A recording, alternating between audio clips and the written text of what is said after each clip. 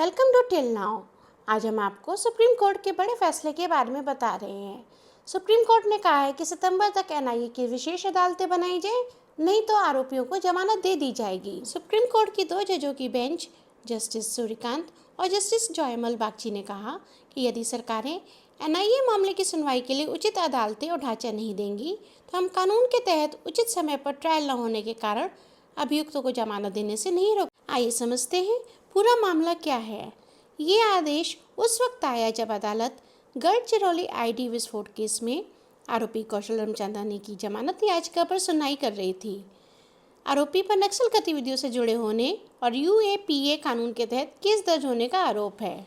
Court ने पाया कि ऐसे मामलों में सुनवाई बहुत धीमी गति से हो रही है, क्योंकि वर्तमान में एनआईए की कोई अलग कोर्ट नहीं है।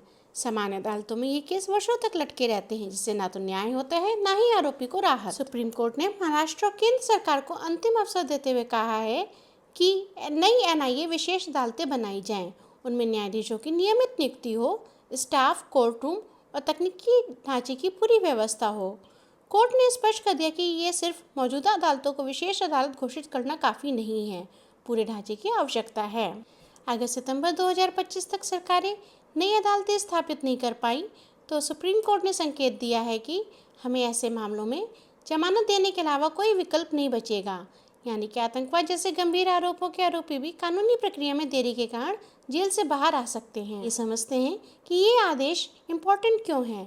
हमारे देश में यूएपीए, एनआईए, मकोका जैसे कानूनों के तहत दर्ज केसों की संख्या लगातार बढ़ रही है, लेकिन इनके ट्रायल वर्षों तक लंबित रहते हैं। इससे एक और जहां न्याय में देरी होती है, वहीं निर्दोष लोग वर्षों तक जेल में सड़ते हैं और दूसरी ओर कुछ आरोपियों को गलत लाभ भी मिल सकता है। सुप्रीम कोर्ट ने सरकारों से 4 वीक्स में स्टेटस रिपोर्ट मांगी है, जिसमें कितनी अदालतें बनेंगी, कहाँ बनेंगी, कितने जज होंगे और कितने केस लंबित हैं, इनका सबका विवरण देना होगा। सुप्रीम कोर्ट का यह आदेश न सिर्फ एक कानूनी चेतावनी है, बल्कि ये हमारे न्यायतंत्र की धीमी प्रक्रिया पर एक सवाल भी उठाता है। क्या सरकारें तय समय में विशेष अदालतें बना पाएंगी, या फिर देश को देखना पड़ेगा संगीन मामलों के आरोपी जमानत पर बाहर आते हुए? इस पर हमारी नज़र बनी रहेगी। Thank you for watching till now. Please like, share, subscribe for more genuine news.